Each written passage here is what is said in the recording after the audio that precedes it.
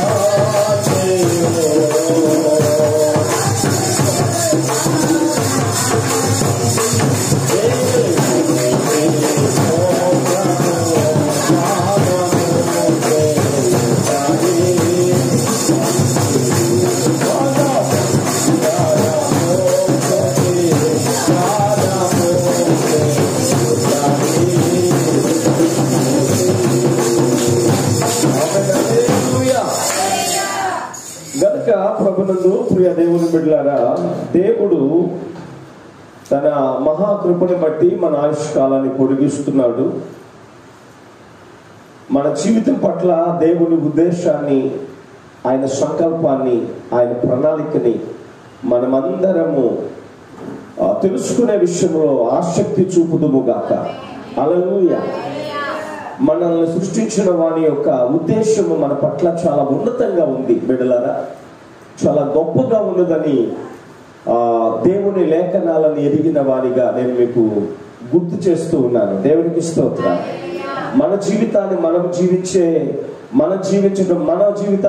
జీవించడానికి ప్రయత్నం చేస్తే అది అంత అర్థవంతముగా ఉండదు. కానీ మనకు ఈ జీవితాన్ని ఇచ్చి ప్రియ దేవుని పిల్లలు ఈ జీవితం పట్ల ఒక ఉద్దేశాన్ని, ఒక ఉన్నతమైన ప్రణాళిక కలిగి ఉన్న దేవదేవుని చేతికి కనుక మనం అప్పగించుకుంటే నిజముగా మన జీవితము మనందరి జీవితంలో నెరవేర్చబడునుగాక.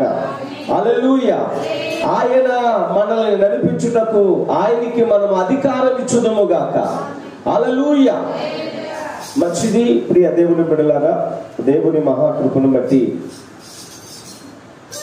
4వ మాసంలోనికి వచ్చాం. 2024వ సంవత్సరంలో మూడు నెలలు ముగించబడింది దేవుని కృపను బట్టి.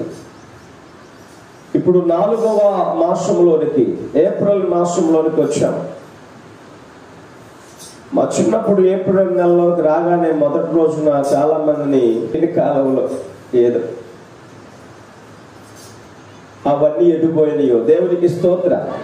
పాతవి గతించెను, సమస్తము క్రొత్త వాయులు అన్నట్టుగా ఇప్పుడు మనం చేసేది లేదు, మనం చేయాలన్న ధైర్యం కూడా ఎదుటి వాళ్ళకి ఉండదు. ఎందుకంటే వీళ్ళు దేవుని బిడ్డలుగా మారిపోయారు. ఇప్పుడు వీళ్ళతో మనము ఆటలు ఆడకూడదు, వీళ్ళని మనము బాధ పెట్టకూడదు అన్న భయం ఎదుటి వారిలో ఉంటుంది. దేవునికి స్తోత్ర. 4వ వర్షంలో దేవుడు మనల్ని ప్రవేశపెట్టి ఆయన సజీవ సాక్షులుగా మన ఆయుష్కాలాన్ని దేవుడు పొడిగిస్తూ ఉన్నాడు. మనల్ని బ్రతికించడం కోసం యేసయ్య మరణించాడు, తిరిగి లేచాడు. తిరిగి లేచిన యేసయ్య యొక్క పునరుద్ధాన దిన పండుగను మనము గత ఆదివారమే మనం పండుగగా చేసుకున్నాం. దేవునికి స్తోత్రం. యేసయ్య జీవితంలో ఉన్న ప్రతి ఘట్టము, ప్రతి సందర్భము, ప్రతి కదలిక, ప్రతిదీ కూడా అది ఒక ప్రత్యేకమైనదని చెప్పడంలో నేను చాలా గర్వపడుతున్నాను, అతిశయపడుతున్నాను. దేవునికి స్తోత్రం.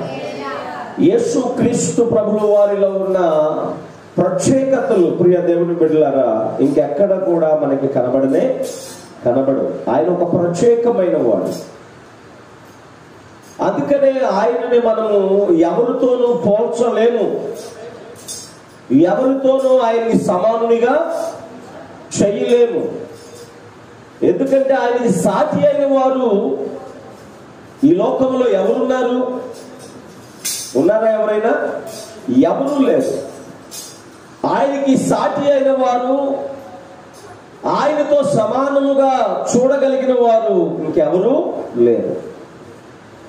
గనుక ప్రియ దేవుని బిడ్డలారా ఆయన చేసిన ఆయన విధానమే అంతా ప్రత్యేకం. ఆయనలాగా జన్మించిన వారు ఈ లోకంలో ఎవరు లేరు. కన్యక ద్వారా ఆయన పుట్టాడు. ఎవరైనా ఉన్నారా అలాగా? విన్నారా? కన్యక గర్భవతి అయి కుమారుడి కంది, పరిశుద్ధాత్మ ద్వారా ఆమె గర్భమును ధరించింది. దేవునికి స్తోత్రం. కొన్ని సైన్స్ కి అందరూ వాటిని అద్భుతాలు అంటారు. దేవునికి స్తోత్రం. సైన్స్ కి అందని దాన్ని, సైన్స్ కి అర్థం కాని విషయాల్ని అద్భుతాలు, ఆశ్చర్యమైన కార్యాలు అంటారు. యేసుక్రీస్తులాగా కన్యకకు జన్మించినటువంటి వాడు, పరిశుద్ధ కన్యకకు జన్మించిన వారు ఎవరు లేరు. ఆయన జన్మ దీనిని బట్టి ప్రత్యేకమైనది. దేవునికి స్తోత్రం. ఆ తర్వాత ఆయన జీవించిన విధానము కూడా ప్రత్యేకమైనది. ఆయనలాగా జీవించిన వారు ఈ లోకములు ఎవరు లేరు అని చెప్పాలి. ఎందుకంటే ఈ భూమి మీద పుట్టి బ్రతికినటువంటి ప్రతి వారిలో జన్మ పాపము దేవుడు ఒక సవాలు విసిరాడు. ఆయన జీవించిన దినములలో శరీరధారిగా నాలో పాపం ఉందని మీలో ఎవడు స్థాపించగలడు అన్న సవాలు విసిరిన వాడు యేసు తప్ప మరి ఎవరు కనపడరు మనకి చరిత్రలో. అందుకని ఇందాక చెప్పాను నేను, యేసయ్యను గురించి మనము అతిశయించే విషయాల్లో చాలా విషయాలు ఉన్నాయి. అన్ని విషయాల్లో మనం ఆయనను బట్టి అతిశయించవచ్చు. దేవునికి స్తోత్రం.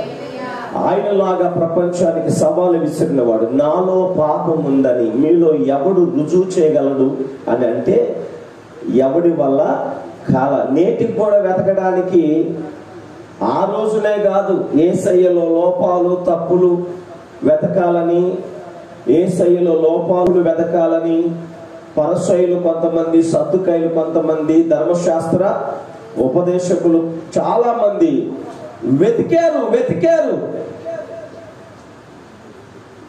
వెతకేవారు ఈ రోజున కూడా చాలా మంది ఉన్నారు, కానీ ఎవరికి దొరకటములా. దేవునికి స్తోత్రం. ఎవరికి ఆయనలో ఏ లోపము బలహీనత ఎవరికి కనబడదు. ఎందుకంటే ఉంటే కదా దేవునికి.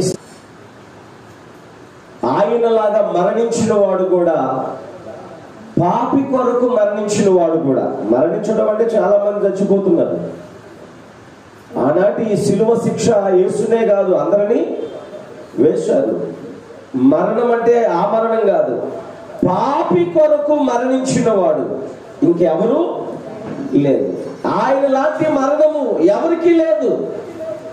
ఆయన మరణము ప్రత్యేకం. ఎందుకు మరణించాడంటే పాపి కొరకు మరణించాడు. దేవునికి స్తోత్రం. దీన్ని బట్టి ఆయన జన్మ ప్రత్యేకం. ఆయనలాగా జన్మించిన వారు భూప్రపంచంలో ఎవరూ లేరు.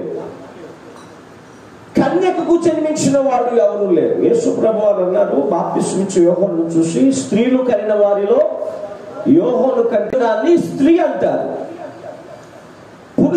పురుషుని యొక్క కలయిక కలిగి ఉన్న వ్యక్తిని స్త్రీ అంటారు. పురుషుని యొక్క కలయిక లేని వ్యక్తిని అంటారు. స్త్రీలు కనిన వారిలో పురుషుడు బాప్తిస్మం ఇచ్చు యోహాను గొప్పవాడు. ఇప్పుడు ఆ బాప్తిస్మం ఇచ్చు యోహాను కంటే గొప్పవాడు నా యేసయ్య. దేవునికి స్తోత్రం. ఎందుకంటే ఆయన కన్యకకు పుట్టినవాడు. ఆయన కన్యకకు పుట్టినవాడు. పరిశుద్ధ కన్యకకు పరిశుద్ధాత్మ ద్వారా అనుగ్రహింపబడినవాడు.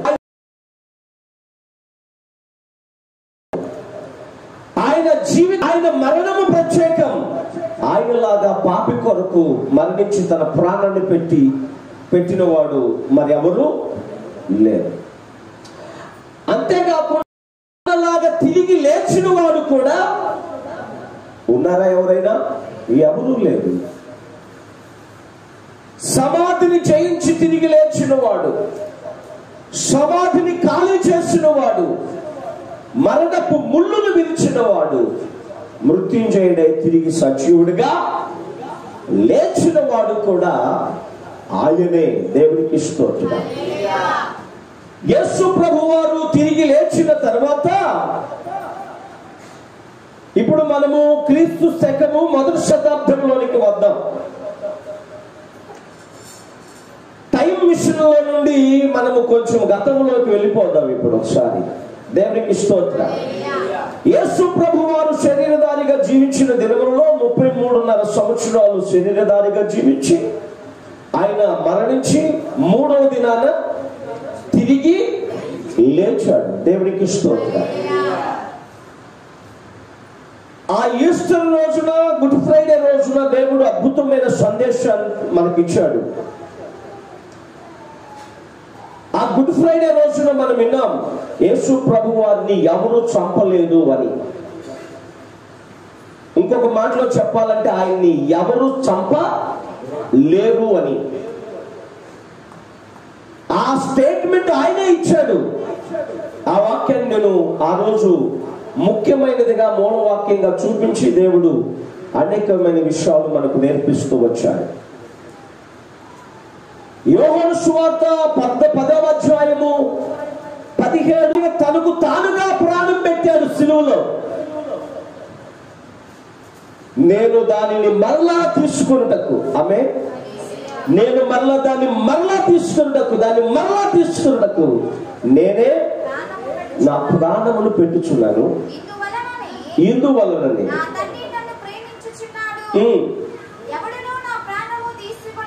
చూడండి, ఎవడును నా ప్రాణమును తీసుకొనడు. ఎస్, నా అంతటా నేనే దానిని పెట్టుచున్నాను. దానిని పెట్టుటకు నాకు అధికారము కలదు, దానిని తిరిగి తీసుకున్నటకును నాకు అధికారము కలదు. దేవుడికి ఒకసారి ఆ కుర్చీలు ముందుకు తీసుకురండి నాన్న. మీరు కొంచెం ముందుకు జరగండి. మగపిల్లలకు ఇద్దరు లేచి ఆ కుర్చీలు ఈ ఫ్యాన్ కింద వేసుకునండి. వెనకాల ఉన్నటువంటి వాళ్ళు ఆ ఫ్యాన్ కింద వేసుకుంటారు కొంతమంది సహోదరులు. నాన్న కొంచెము సహాయం, మీరు కొంచెం ముందుకు జరగండి. కొంచెం గోపి ముందు జరగండి. మన బుడ్డోడి పేరు ఏదో మర్చిపోయాను నేను. ఏం పేరు నాన్న నీ పేరు? జై. Okay, right, good. ముందుకు జరిగినాను. ఓకే ఓకే ఓకే ఓకే అప్పుడు వెనకాల ఉన్నటువంటి వాళ్ళు కొంచెం, ఎందుకంటే వెనకాల మనకి ఇంకా కొంచెం ఫ్యాన్లు, ఒక 4 ఫ్యాన్లు మనకు అవసరం. మనం బిగించేంత వరకు కొంచెము అడ్జస్ట్ అవ్వండి. ప్రియ దేవుని బిడ్డలు, ఉన్న ఫ్యాన్ల కింద అడ్జస్ట్ అవ్వండి చక్కగా. ఎవరున్నాను ఇబ్బందిగా ఉన్న వాళ్ళందరూ చక్కగా మీరు కొంచెం చక్కగా ఫ్యాన్ల కింద రండి, అడ్జస్ట్ అవ్వండి చక్కగా. ప్రైజ్ ది లార్డ్, హల్లెలూయా. చూడండి ప్రియ దేవుని బిడ్డలారా, లోకములో చాలా మంది యేసు ప్రభువారు ఆయన నమ్ముకున్నారు. ఆయనే 3 మేకులు పిక్కోలేక ఆయన్ని వారు చంపుతుంటే అన్యాయంగా ప్రాణాన్ని పోగొట్టుకున్నాడు, చంపేశారు అని అంటారు. ఆయన్ని ఆనాటి ప్రజలు చంపారు. ఆయన నిస్సహాయకుడుగా వారు చంపుతుంటే చచ్చిపోయాడు. 3 మేకుల మీద సిలువకు కొడితే ఆ 3 మేకులు పిక్కోలేకపోయారు అని చెప్పి కొంతమంది మేధావులు అనుకుంటున్నారు, కానీ మేధావులు కాదు. వాక్యం చెబుతున్న విషయం ఏంటంటే, నా ప్రాణమును ఎవడు తీయలేడు అని నా యేసయ్య ముందే చెప్పాడు. నా అంతట నేనే దాన్ని పెడుతున్నాను, నేను మరలా దానిని తీసుకుంటాను అని చెప్పాడు. చెప్పిన రీతిగానే సిలువలో జరిగింది అక్షరాలు అదే. 5 మాటలు మాట్లాడాడు. 6వ మాటగా సమాప్తమైందని చెప్పాడు. 7వ మాటగా తండ్రి నీ చేతికి నా ప్రాణమును అప్పగించుకుంటున్నానని చెప్పి ప్రాణము విడిచెను అని రాయబడింది. ఆమె తన ప్రాణమును విడిచెను. ఇది జరిగింది. ఈ విషయాన్ని క్రైస్తవులే కాదు, క్రైస్తవ వేత్తరులు కూడా తెలుసుకుందురు గాక. తెలియకే మాట్లాడుతున్నారు కనుక దేవుడు వారిని క్షమించును గాక. ఆయనే చెప్పాడు కదా, తండ్రి వీరేమి చేయుచున్నారో వీరెరుగరు కనుక వీరిని క్షమించు. ఇప్పుడు మనమేమనాలంటే, తండ్రి వీరు ఏమి అనుచున్నారో, వీరు ఏమి మాట్లాడుతున్నారో, ఏది 3 మేకులు పిక్కోలేకపోయారని మాట్లాడే వాళ్ళని చూసి, అన్యాయంగా చంపేస్తే చచ్చిపోయాడు, తాను కాపాడుకోలేకపోయాడు తన ప్రాణాన్ని అని చెప్పే వాళ్ళని చూసి, నిస్సహాయకుడుగా ఆయన ప్రాణం విడిచిపెట్టాడు అని చెప్పేవారిని చూసి, తండ్రి వీరు ఏమి మాట్లాడుచున్నారో, వీరు ఏమి పలుకుచున్నారో, వీరు ఏమి అనుచున్నారో వీరు ఎరుగున గనక వీరిని క్షమించు తండ్రి అని మనం ప్రార్థన చేయాలి. దేవునికి స్తోత్రం.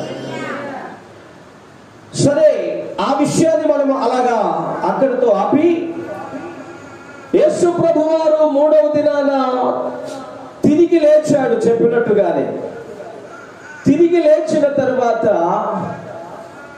ఆయన, ప్రియ దేవుని బిడ్డలారా, పోయిన వారం తిరిగి లేచాడు. ఇప్పుడు క్రీస్తు శకం 1వ శతాబ్దంలోకి వెళ్ళాం. శుక్రవారం సిలువ వేయబడ్డాడు, ఆదివారము తిరిగి లేపబడ్డాడు. ఇప్పుడు తిరిగి లేచిన తర్వాత ఈ రోజుకి ఎన్ని రోజులు ఏమా? సరే, 8వ రోజు. ఇప్పుడు 8వ రోజు ఈ రోజు. ఇప్పుడు ఆయన ఎక్కడున్నాడు? ఇప్పుడు ఆయన ఎక్కడున్నాడు? ఆయన చనిపోయి తిరిగి లేచిన 8 రోజులకి ఆయన ఎక్కడున్నాడు? సహజంగా అందరు అనుకునేది ఏంటంటే, ఆయన తిరిగి లేచినాక కొంతమంది సహోదరులకి కనబడి, కొంతమంది సహోదరులకు, తన శిష్యులకు కనబడి, ఆ రోజునే పరలోకానికి ఆరోహణుడైపోయాడు, కొనిపోబడ్డాడు అనుకుంటారు. కానీ అది కాదు లేఖనం చెబుతుంది. ఆయన చనిపోయి తిరిగి లేచిన ఇదిగో ఇది 8వ రోజు. ఈ 8వ రోజు కూడా ఆయన భూమి మీదే ఉన్నాడు.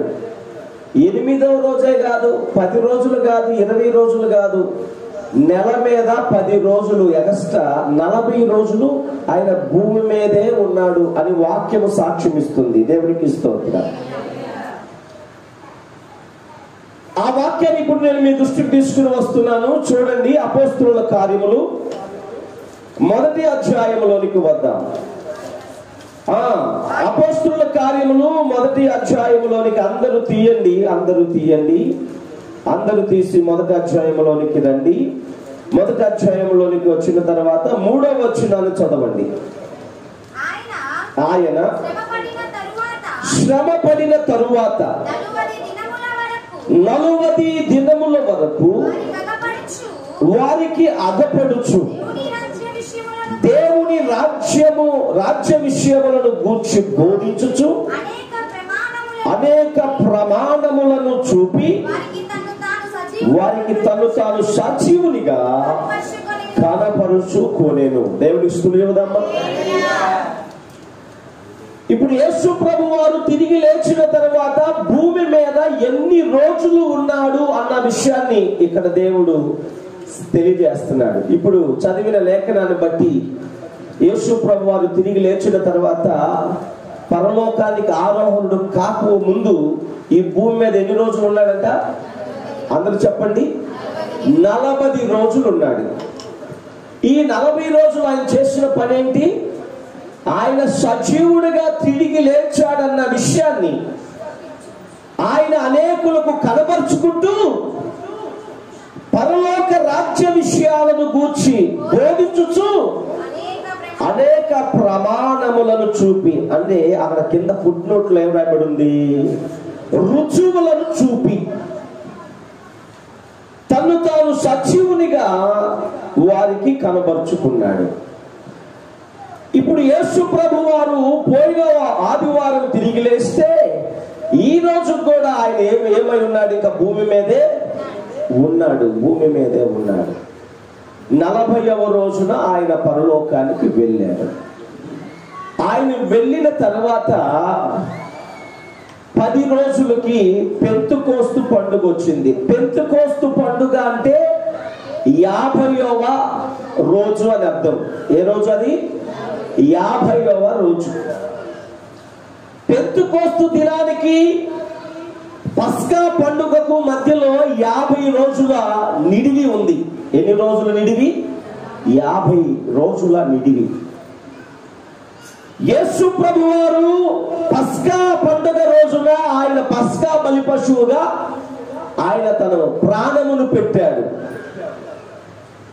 ఆ పస్కా రోజున ప్రభు చనిపోయి 3వ రోజున లేచి 40వ రోజున పరలోకానికి ఆరోహణుడైన తర్వాత 10 రోజులకి 50వ రోజు వచ్చింది. అదే పెంతెకోస్తు పండుగ రోజు. దేవునికి స్తోత్రం.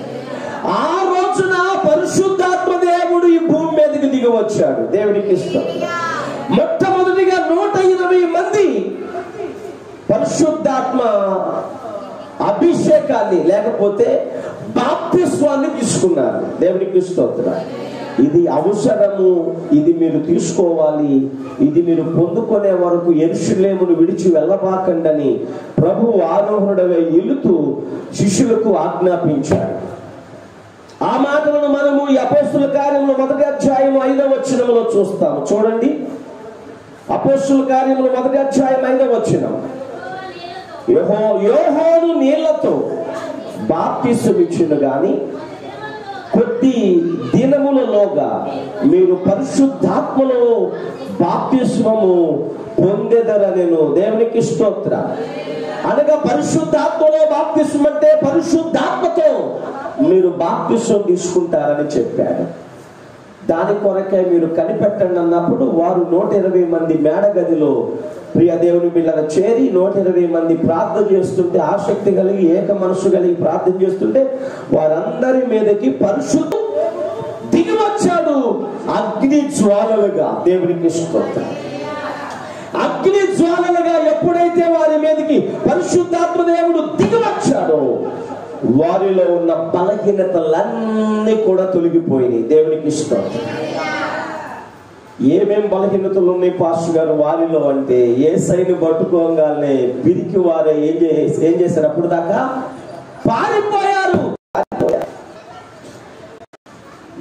నేను యేసు ప్రభువుకి చెందినవాడునని, ఆయన శిష్యుడని చెప్పుకోవడానికి భయపడుతూ వచ్చారా అప్పుడు దాకా. ఎప్పుడైతే పరిశుద్ధాత్మ అభిషేకాన్ని పొందుతున్నారో ఇప్పుడు వారిలో ఉన్న ఆ పిరికాత్మ ఏమైపోయింది? తొలగిపోయింది. దేవునికి స్తోత్రం. పిరికితనం, ఆ పాట ఉంటుంది ప్రియ దేవుని బిడ్డ, ఆత్మను, పిరికితనము గల ఆత్మను దేవుడు మనకి లేదంట. శక్తియు ప్రేమయు మంచి మనసిచ్చెను, హల్లెలూయా. శక్తియు ప్రేమయు మంచితనమిచ్చెను, ఆమేన్, హల్లెలూయా. ప్రియ దేవుని బిడ్డలారా, పిరికితనము కలిగిన ఆత్మను ఆ రోజు వాళ్ళు ఆ ఆత్మను కాదు పొందుకుంది. అపోస్తలుడైన పౌలు తన తిమోతికి రాస్తూ మనము పొందుకున్న ఆత్మ ఎలాంటిదో చెబుతున్నాడు అక్కడ. చూడండి, యోహాను ప్రియ దేవుని బిడ్డ తిమోతికి రాసిన పత్రికలో మనం చూసినట్లయితే 2వ పత్రిక 1వ అధ్యాయము 7వ వచనం, దేవుడు మనకు శక్తియు ప్రేమయు ఇంద్రియ నిగ్రహము గల ఆత్మనే ఇచ్చెను గాని పిరికితనము గల ఆత్మను ఇవ్వలేదు. దేవునికి స్తోత్రం. ఆ యొక్క 50వ దినమున, పెంతెకోస్తు దినమున శిష్యులు అలాగే వారితో ఉన్నటువంటి సహోదరులు పరిశుద్ధాత్మలో బాప్తిస్మం పొంది నింపబడి, అప్పుడు ఎప్పుడైతే పరిశుద్ధాత్మ చేత నింపబడ్డారో అప్పుడు వారిలో ఉన్న పిరికాత్మ తొలగిపోయి, ప్రియ దేవుని బిడ్డలారా, యేసును గురించి సాక్ష్యం ఇవ్వడానికి అంతకు ముందు భయపడిన పేతురు వారిలో నుండి ధైర్యముగా లేచి నిలబడి యేసయ్యను ప్రకటించాడు. దేవునికి స్తోత్రం. వారిలో నుండి ధైర్యముగా నిలబడి పేతురు ప్రియ దేవుని బిడ్డలారా ప్రకటించాడు. అప్పుడు 3000 మంది మారు మనసు పొంది పాప క్షమాపణ నిమిత్తం యేసుక్రీస్తు నామములో బాప్తిసం పొంది 3000 మంది రక్షించబడి సంఘములో చేర్చబడ్డారు. దేవునికి స్తోత్రం. హల్లెలూయా.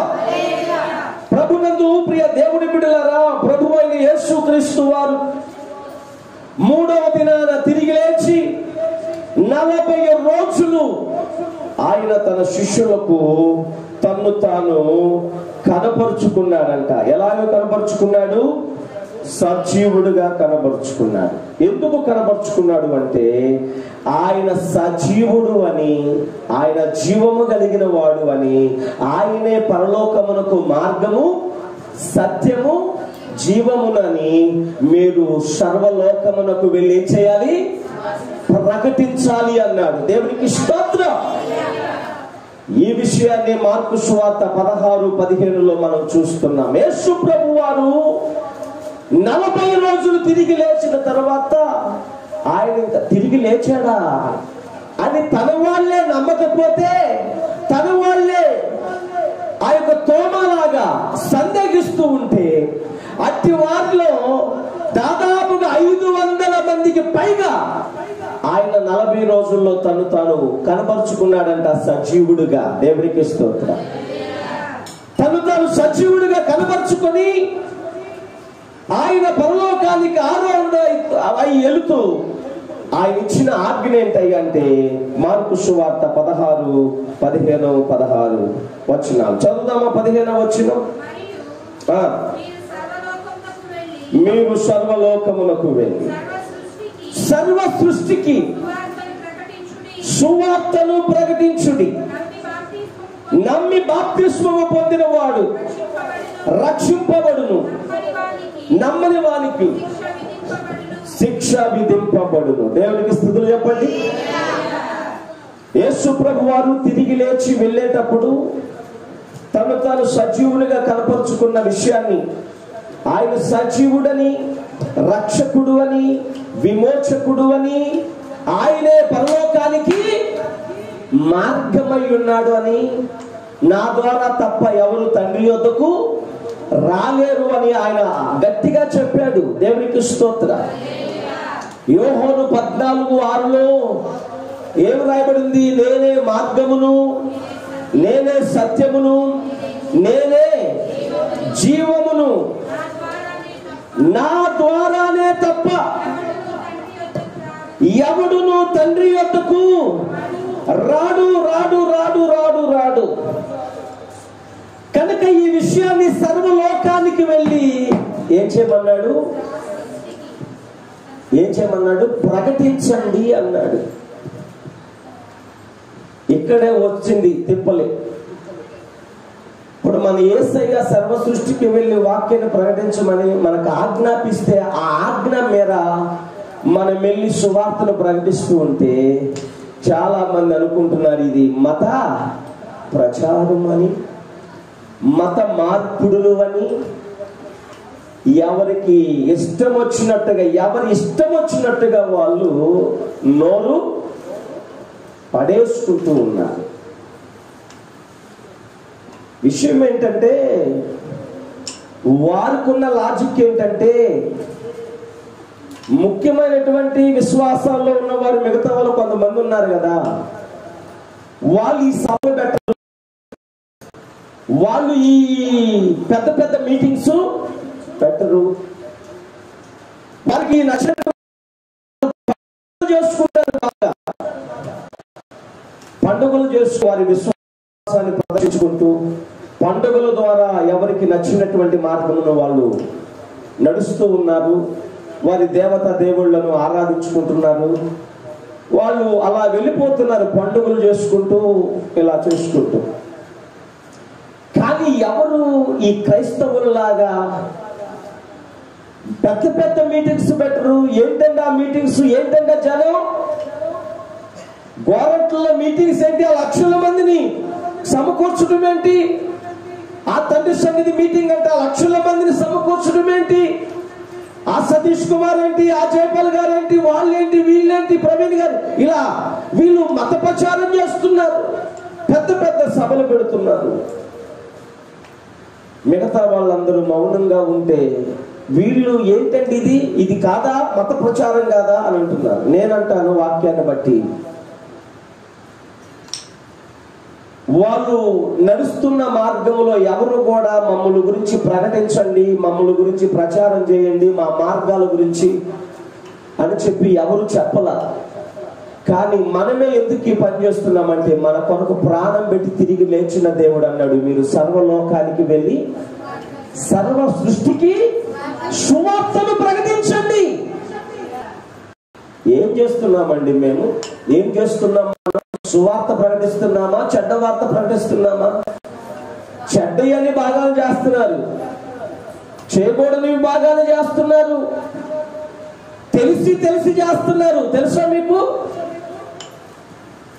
చెడ్డ వాటిని, హానికరమైన వాటిని తెలిసి తెలిసి కూడా ఇష్టపడి స్వీకరిస్తున్నారు. సువార్త ప్రకటిస్తే నచ్చటంలా జనానికి, మంచి వార్త ప్రకటిస్తే నచ్చటంలా జనానికి. అవునా కాదా? మద్యము శరీరానికి ఆరోగ్యకరమా, హానికరమా? మరి తాగేవాడు తెలిసి తాగుతున్నాడా, తెలియక తాగుతున్నాడా? మరి ఇప్పుడు వాడు కళ్ళుండి గుడ్డోడా, లేకపోతే కళ్ళుండి చూస్తున్నవాడా? కళ్ళుండి చూస్తూ కూడా ఇది హానికరమని తెలిసి కూడా హానికరము, నీ శరీరాన్ని, దేహాన్ని, నీ లివర్ని, నీ కిడ్నీలని నాశనం చేస్తున్నది తెలిసి కూడా తాగుతున్నావు.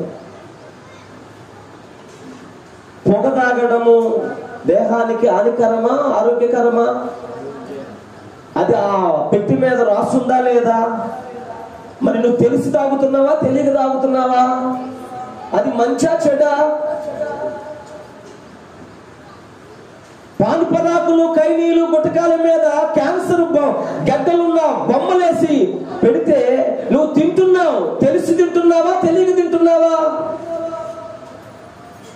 అని మీరు అంటున్నారు. మీరు అనుకోబాకండి, వందనాలు. జనరల్ గా చెబుతున్నాను, దేవుని పిల్లలు మనకి ఇలాంటి పాడు అలవాట్లు ఏవి లేవు. దేవునికి ఒకప్పుడు ఉంటే వాటన్నిటి నుంచి విడిపించి దేవుడు తీసుకుని వచ్చాడు. దేవునికి స్తోత్రం. మనం పుట్టుకతో మంచిన వాళ్ళం కాదు. సౌలు అన్నట్టుగా నేను పూర్వము దోషకుడును, హింసకుడును, హానికరుడును, పాపంలోకెల్లా. మనం మంచోళ్ళు, మనకు అంట్లా కానీ మనల్ని దేవుడు మార్చి ఇక్కడ కూర్చోబెట్టాడు. దేవునికి స్తుతి చెప్పండి. క్యాన్సర్ ఫోటోలు వేసి దాని మీద పెట్టి వాళ్ళు విక్రయిస్తున్నారు అనుకోండి, వారి బిజినెస్ వ్యాపారాల కోసం. నీ వికృతం ఏమైపోయింది? నీ జ్ఞానం ఏమైపోయింది? తెలిసి కూడా, చూస్తూ కూడా, చదివి కూడా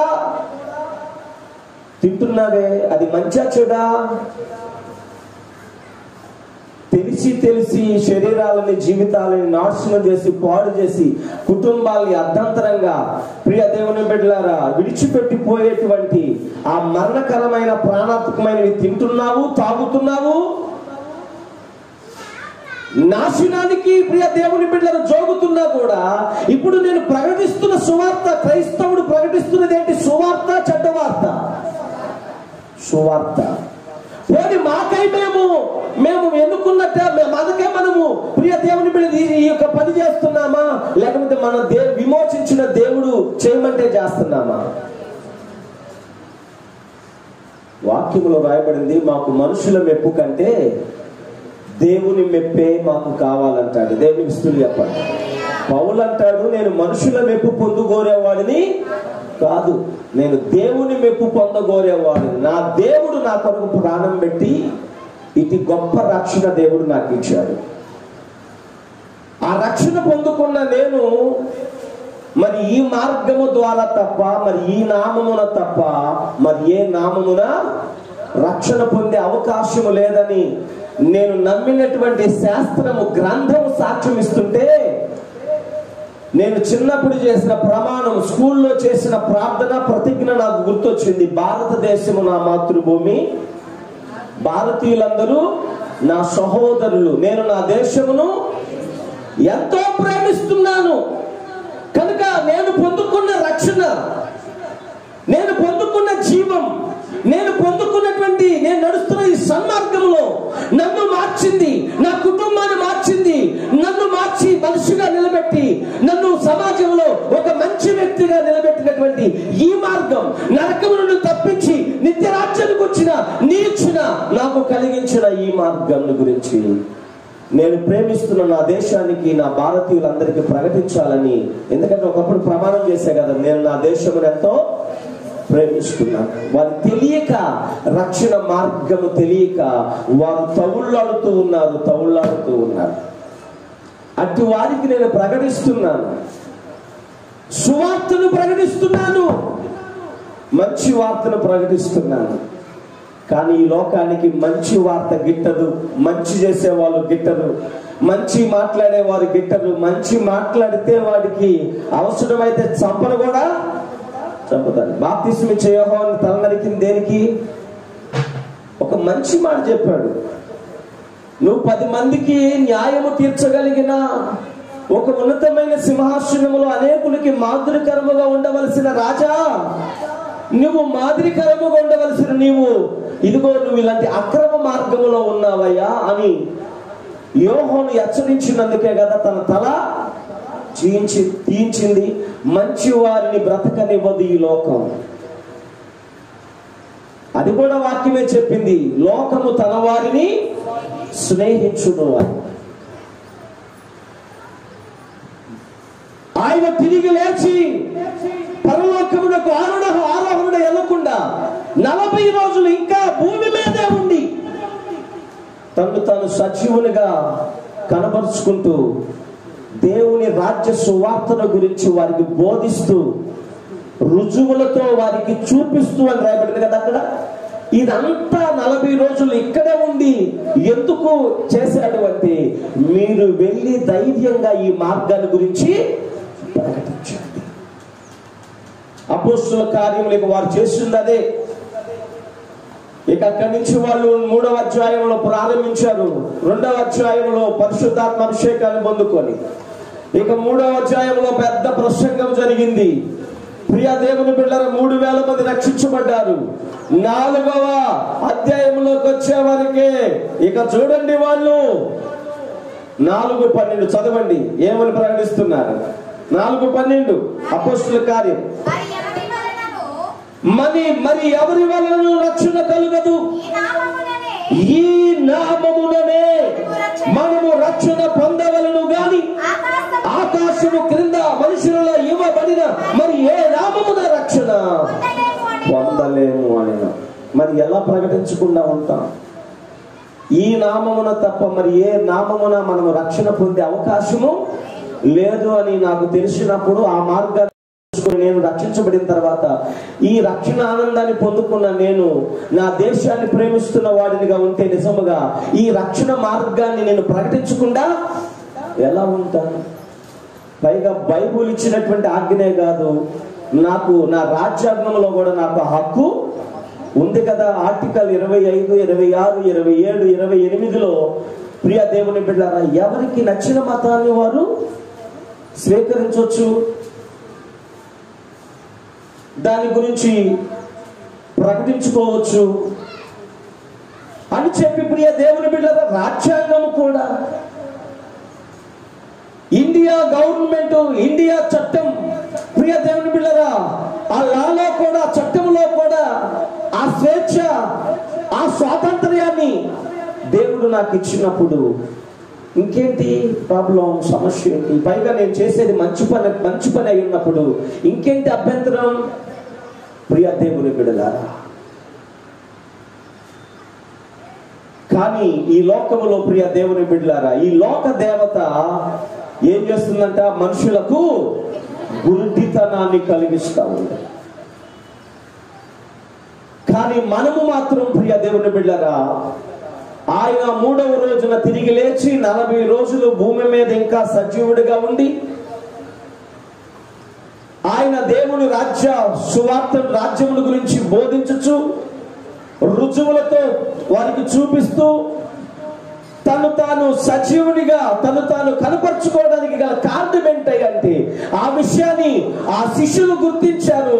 ఇదిగో ఆ రక్షణ మార్గాన్ని, ఆ జీవ మార్గాన్ని, ఆ సత్య మార్గాన్ని, ఆ మోక్ష మార్గాన్ని వారు ప్రకటించమని దేవుడు వారికి ఆజ్ఞాపించాడు. వారు ప్రకటించారు గనకే అప్పట్లోనే క్రీస్తు శకం 1వ శతాబ్దములోనే ఆయన స్వయంగా ఆయన శిష్యుడే, ఆ 12 మందిలో ఒకడైన వాడే తోమానే ప్రియ దేవుని బిడ్డలారా మన యొక్క ఇండియాకు వచ్చాడు గనుకనే ఆయన ద్వారా ప్రకటింపబడినటువంటి సువార్త వలనే ఈ రోజున మనమందరము రక్షించబడ్డాం. ఇంకా రక్షణ లేని వారు నేటి తరములో, మన తరములోనే చాలా మంది ఉన్నారు. మరి వీరికి ఎవరు ప్రకటించాలా రక్షణ మార్గాన్ని? ఎవరు ప్రకటించాలి? మనమే ప్రకటించాలి. దేవునికి ఇష్టం. వారు నమ్మినా నమ్మకపోయినా ప్రకటించాలి మనం. నోవహు దినములలో తాను సిద్ధపడ్డాడు, తన ఇంటిని సిద్ధపరచుకున్నారు, తన చుట్టూ ఉన్న వారిని కూడా సిద్ధపరచుకుందామని, ఆ రక్షణ ఓడలోనికి నడిపిద్దామని, రాబోతున్న ప్రమాదము నుండి వారిని తప్పించాలని, ఉగ్రత నుండి వారిని తప్పించాలని 120 సంవత్సరాలు ప్రకటించాడంట ఆ మానవుడు. దేవునికి స్తోత్రం. 120 సంవత్సరాలు ప్రకటించిన ఒక్కడు కూడా ఆయన యందు నమ్మిన మాటకి విధేయత చూపించలేదు. చివరికి ఆ ఓడలో తాను తన కుటుంబం మాత్రమే ప్రవేశించారు. మిగతా వాళ్ళందరూ ఎరుగక చచ్చిపోయారా, ఎరిగి చచ్చిపోయారా, ఎరుగక చచ్చిపోయారా? చెప్పండి. జలప్రలయమా? మమ్మల్ని ఏమి చేయదులే. జలప్రలయమా? అసలు వాన ఆడు కురిసింది, వర్షం ఎలా పడింది, ఇంతవరకు పడలేదు, వచ్చినా మాకేం కాదులే, మమ్మల్ని ఏమి చేయదులే, ప్రకటింపబడిన అయినా పర్వాలేదులే, మాకేమవుతులే అని చెప్పి తెలిసి చూసి కంపెనీ వాడు ముద్రించిన చదివి చూసి కూడా మాకేం కాదులే పోతే మేమే గాని ఇష్టపూర్వకంగానే తెలిసి నేటి దినమున ఆరోగ్యాలు ఏ విధముగా నాశనం చేసుకుంటున్నారు. ఎరిగి విని కూడా 120 సంవత్సరాలంట విని కూడా వారి హృదయాలని కఠినపరుచుకొని లెక్క చేయకుండా, లోబడకుండా ఉన్నవారు ఏ విధముగా జల ప్రళయంలో ప్రియ దేవుని బిడ్డలను జల సమాధి అయిపోయారు. ఈ రోజున చాలా మంది నరకాన్ని గురించి తెలియక కాదు, ఈ రోజున ప్రకటింపబడుతున్నా ఏం చేయట్లేదు, లోబడక చాలా మంది రేపు ఎదిగి అక్కడికి వెళ్ళిపడతారు. అక్కడ అగ్ని ఆరదు, పురుగు చావదు. మీకు తెలుసా, పాతాళంలోకి వెళ్ళిన ధనవంతుడు అబ్రహామును ఏమన్నా దేవుణ్ణి కూడా ఎక్కడ నిందించినట్లుగా కనబడలే. ఎందుకో తెలుసా, వీటికి ప్రకటింపబడింది, దేవుడు ఇతనికి రక్షణ సువార్తను అందించాడు, ఎన్నో అవకాశాలు ఇచ్చాడు. లేకపోతే ప్రభువా నీకు ఇదేమి న్యాయం, నాకు ఇంతవరకు సువార్తే అందలేదు, నాకెవరు ప్రకటించలేదు, నాకెవరు చెప్పలేదు, చెబితే నేను మారనా, చెబితే నేను లోబడనా, నన్ను హెచ్చరిస్తే నేను సరి చేసుకోనా, దిద్దుకోనా, మారు మనసు పొందేవాడిని కాదా, నాకు ఒక్కడిగా అంటే ఒక్కడొచ్చి సువార్త ప్రకటించలేదు, వాక్యాన్ని చెప్పలేదు, ఇట్లా నరకం ఉంది పరలోకం ఉందని నాకెవడు చెప్పలేదయ్యా, ఇది ఎక్కడ న్యాయం అయ్యా, నాకు చెప్పకుండానే నన్ను హెచ్చరించకుండానే పాతాళంలో పడేస్తావా అని దేవుణ్ణి నిందించేవాడు. అబ్రహామా, ఇది ఎక్కడ న్యాయం, నీకు నీ దేవునికి ఇది ఎక్కడ న్యాయం అని అబ్రహామును కూడా అడిగేవాడు. కానీ ఒక్క మాట అలా. కారణం ఏంటో తెలుసా మీకు, వాడికి భూమి మీద బ్రతికున్నప్పుడు చాలా సార్లు అవకాశాలు దేవుడు ఇచ్చాడు, అది వాడికి తెలుసు. అందుకని వాడి మనస్సాక్షి పనిచేసింది అక్కడ. ఆమె చెప్పండి, వాడి మనస్సాక్షి పనిచేసింది. అందుకనే నాకు ఎన్నో అవకాశాలు దేవుడు ఇచ్చాడు, కానీ నేను లోపడలా దిద్దుకోలేదు. కనుకనే ఈ రోజున దేవుణ్ణి దూషింప తగను, దేవుణ్ణి నిందింప తగను అని చెప్పి నోరు మూసుకున్నాడు. ఆ విషయంలో నోరు మూసుకుని బతిమలాడుతున్నాడు, లాజరును పంపించయ్యా, ఒక్క చుక్క నీళ్లు నాకు అందించమని. నా ప్రియ సహోదరి సహోదరులారా, ఈ రోజున రేపు చాలా మంది యేసయ్యను నిర్లక్ష్యం చేసిన వారు, యేసయ్య మార్గాన్ని దూషించిన వారు, ద్వేషించిన వారు, అపహాసించిన వారు రేపు పాతాళంలోకి వెళ్ళి దేవుణ్ణి నిందించరు, సేవకులు నిందించరు. ఎందుకంటే ఎంతో మంది సేవకులు చెప్పారు, దేవుడు కూడా ఎన్నో అవకాశాలు ఇచ్చారు. రేపు వీళ్ళెవరు కూడా దేవుణ్ణి కానీ దేవుని సేవకులు కానీ నిందించరు. ఎందుకంటే ఎన్నో అవకాశాలు ఇచ్చినా మారు మనసు పొందకుండా అక్కడికి పోయారు గనక వారు అక్కడ మనస్సాక్షి పనిచేసింది. తమను తామే గాయపరుచుకుంటూ, తమను తామే నిందించుకుంటూ, తమను తామే నిందించుకుంటూ, నేనెంత దౌర్భాగ్యుడను, నేనెంత దౌర్భాగ్యురాలని, ఎంత దౌర్భాగ్యురాలని, ఎన్ని అవకాశాలు దేవుడు నాకు ఇచ్చినా ఇదిగో ఈ పాతాళం నుండి తప్పించడానికి, ఈ అగ్ని ఆరని పురుగు చావని నిత్య నరక శిక్ష నుండి తప్పించడానికి దేవుడు నాకు ఎన్ని అవకాశాలు ఇచ్చినా బుద్ధిహీనురాలనై నా మనసుని ఇవ్వకుండా, నా హృదయాన్ని ఇవ్వకుండా, మారు మనసు పొందకుండా, రక్షింపబడకుండా అవిధేయురాలుగా నాకు నేనే ఈ నరక శిక్షను కొని తెచ్చుకున్నానని చెప్పి అక్కడికి వెళ్ళి ప్రియ దేవుని బిడ్డలారా గుండెలు బాదుకుంటూ అంగలారుస్తూ ఉంటారు. కానీ అక్కడ వారి మొర ఆలకించేవాడు, వాళ్ళకి సహాయము చేసేవాళ్ళు, వాళ్ళకి అక్కడ చెయ్యి అందించి పైకి లేవనెత్తేవారు లేకపోవడమే భయంకరమైన విచారకరమైన విషయం. ఇప్పుడు చేస్తే ప్రార్థన దేవుడు ఆలకిస్తాడు, అక్కడ చేసే ప్రార్థనలకు జవాబులు వస్తాయా చెప్పండి? పాతాళానికి వెళ్ళి నువ్వు ప్రార్థన చేయని వాడు ఎవడున్నాడు? ఇక్కడ చాలా మంది దేవుడు లేదని నాస్తికులు నూటికో కోటికో ఉంటారు, కానీ రేపు పాతాళంలోకి వెళ్ళి పడిన తర్వాత దేవుడు లేడు అని చెప్పే నాస్తికుడు ఎవడు ఉండడు. ఎందుకంటే అల్లంత దూరాన్ని ఆయన కనపడతా ఉంటాడు కనుక ఇంకా దేవుడు లేడని ఎందుకు అనుకుంటాడు? అంతకు ముందు వాడు నమ్మలా, స్వర్గం ఉందని నరకం ఉందని చెప్పినా నమ్మలా. ఇప్పుడు స్వయంగా అనుభవిస్తున్నాడు కనుక లేదని ఎలా అంటాడు? అక్కడ పశ్చాత్తాపడతాడు. పాతాళంలో నరకంలోకి వెళ్ళి పశ్చాత్తాప పడని వాడు ఎవడు ఉండడు. కానీ అక్కడ పశ్చాత్తాపడిన అవకాశము ఉండదు.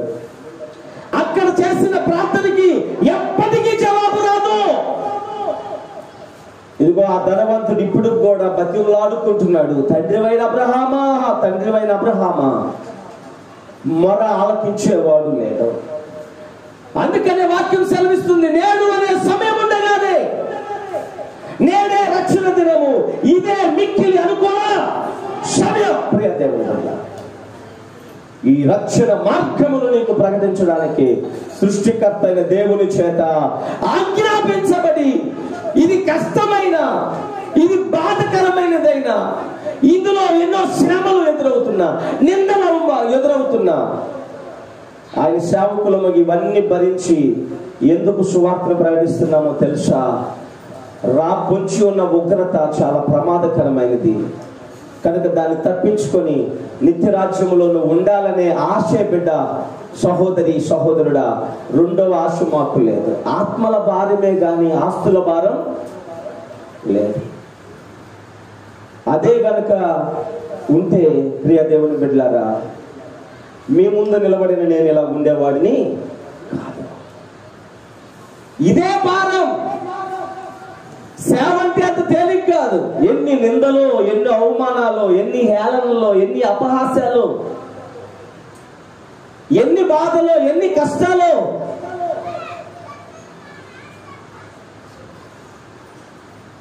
మీకు చెప్పుకోవాలని మనసేమి లేదు నాకు. ఎందుకంటే అన్ని ఎదిగిన దేవుడు నా దేవుడు నాకు తెలుసు. ఆయన నాకు దానికి తగిన జీతాన్ని, బహుమానాన్ని ఎడిదిరిగి ఆయన ఇస్తాడు. దేవునికి ఇస్తాడు. ప్రియ దేవుని సంగమా, దైవ జనాంగమా, ఈ పునరుత్థాన దినమందు సర్వలోకానికి ప్రకటిస్తున్నటువంటి సత్యం ఏంటంటే, వాస్తవం ఏంటంటే, ఆయన తిరిగి లేచి 40 రోజులు భూమి మీద తను తాను కనపరుచుకొని, మీరు వెళ్ళి సర్వ సృష్టికి సువార్తను ప్రకటించండి, నమ్మిన వారికి తండ్రి యొక్కయో కుమారుని యొక్కయో పరిశుద్ధాత్మ నామముల వారికి బాప్తిస్మం ఇవ్వండి. నమ్మిన వాడు రక్షించబడతాడు, నమ్మని వాడు శిక్ష విధింపబడుతుంది. మీరు మాత్రం ప్రకటించండి, మీరు మాత్రం ప్రకటించండి. ప్రియ దేవుని బిడ్డలారా, తెలిసి నీ జీవితాన్ని, నీ కుటుంబాన్ని, నీ శరీరాన్ని, నీ దేహాన్ని పాడు చేసుకుంటున్నవే నువ్వు స్వీకరిస్తున్నావే. నిన్ను బాగు చేసేటువంటి మార్గం ఇది. దీన్ని ఎందుకు నువ్వు తిరస్కరిస్తున్నావు? తమ్ముడా, చెల్లి, అక్క, అన్న, తల్లిదండ్రులారా, నేను ప్రకటిస్తున్న యేసు నిన్ను బాగు చేస్తాడు, నీ కుటుంబాన్ని బాగు చేస్తాడు, నీ పిల్లలను దేవుడు ఆశీర్వదిస్తాడు. ఇది మంచి మార్గము, సన్మార్గము, జీవ మార్గము, మోక్ష మార్గము, సత్య మార్గము. ఏ క్షణములో నేను ఈ లోకాన్ని విడిచిపెట్టినా నిత్యత్వములో ఉంటానన్న గొప్ప నిరీక్షణ దేవుడు నా హృదయంలో ఉంచాడు. ఈ నిరీక్షణ లోకములో ఉన్న వారికి ఉంటుందా? ఉందా? లేదు. లోకములో ఉన్న వారికి లేదు, రాదు. అందరికీ మరణం అంటే భయం, క్రైస్తవునికి మాత్రం మరణం అంటే సంతోషం. పౌలే చెప్పాడు కదా, బ్రతుకుట క్రీస్తే, చావైతే అది నాకు లాభం. జ్ఞాని అయిన సొలొమోను అంటాడు, ఒక జన్మదినము కంటే మరణ దినమే మేలు మేలు మేలు. పౌలు అంటాడు, బ్రతుకుట క్రీస్తే, చావైతే అది నాకు లాభం అంటాడు. ప్రకటన గ్రంథంలో రాయబడింది, క్రీస్తునందు మృతులైన మృతులు ధన్యులు అని రాయబడింది. దేవుని బిడ్డలకి మరణము తాము పొందుకోబోతున్నటువంటి రెండవ జీవితం ఉందే, మోక్షం, స్వర్గం, పరలోకానికి ఆ రెండవ జీవిత ఆరంభమే మరణము. దేవునికి స్తోత్రం. మరణం అనేది దేవుడు మనకి ఇస్తున్న రెండవ జీవితానికి తొలిమెట్టు. మరణము ద్వారా దేవుడు మనకి ఇచ్చేటువంటి రెండవ జీవితం ఉంది. రెండవ జీవితం అదే పరలోకం. అదే మరణం అనే మాట వినబడని నిత్య జీవం, శాశ్వత రాజ్యం. క్రీస్తునందు విశ్వాసం ఉంచిన వారు మరణములో నుండి జీవములోనికి దాటి రెండవ జీవిత ప్రారంభానికి నాంది మరణము. కానీ క్రీస్తుని ఎరగని వారికి కూడా రెండవ జీవితం ఉంది. అది నిత్య నరకం, వేదనకరమైన స్థలం, బాధకరమైన స్థలం, యుగయుగాలు మండే అగ్ని గుండం. ఆ రెండవ జీవితం వారికి అది. వారు మరణము ద్వారా పొందుకునే రెండవ జీవిత ఆరంభమే వారికి ఆ మరణం. అందుకని క్రీస్తునందు మరణము ధన్యము. క్రీస్తుని లేకుండా మరణిస్తే అది వేదనకరము, వారు మరణము ద్వారా వారి రెండవ జీవితం పాతాళములో అగ్నిగుండములో ప్రారంభిస్తారు. మరణము ద్వారా దేవుని బిడ్డలు నిత్యత్వములో, శాశ్వతమైన రాజ్యములో, నిత్యానందములో వారి రెండవ జీవితాన్ని ప్రారంభిస్తారు. ఈ నిరీక్షణ దేవుని పిల్లలకు ఉంది. ఈ నిరీక్షణ అందరూ కలిగి ఉండాలనేదే ఆశ, భారము, ప్రార్థన, ప్రయత్నము కూడా దేవునికి స్తోత్రం. ఈ ప్రయత్నములో ఎంతో మంది మిషనరీలు తమ ప్రాణాలను కోల్పోయారు. ఎంతో మంది మిషనరీలు వారి కుటుంబాలని కోల్పోయారు. ఎంతో మంది మిషనరీలు కొవ్వొత్తిలాగా కరిగిపోయారు.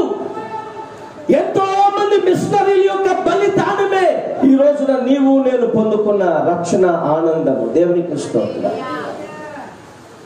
ప్రాణాలకు తెగించి, సుఖాలను విడిచి, వారి దేశాలను విడిచి, వారి లగ్జరీలను విడిచి, వారి ఉద్యోగాలను విడిచి ఎంతో మంది మిషనరీలు మన దేశాలకి, ప్రపంచ దేశాలకి వచ్చి సువార్తను ప్రకటించారు. భారముతో వారి ప్రాణాలు అర్పించారు, వారి ఆస్తులు అర్పించారు, సమర్పించారు. వారి త్యాగం, వారి యొక్క ప్రాణ త్యాగం దేవుడు వారికి ఇచ్చిన భారములో ఎంతో మంది వారి తమ తనువులు సాధించారు.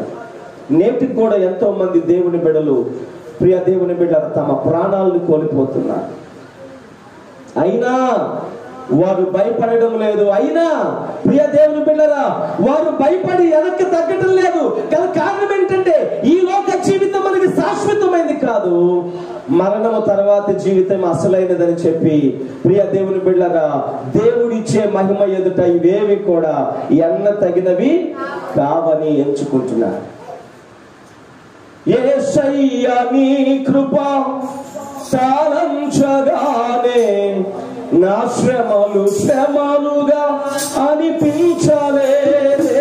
యేసయ్య నీ కృప సాలంచగానే నా శ్రమలు శ్రమలుగా నీవు నాకి ప్రేమకి నాయనుగా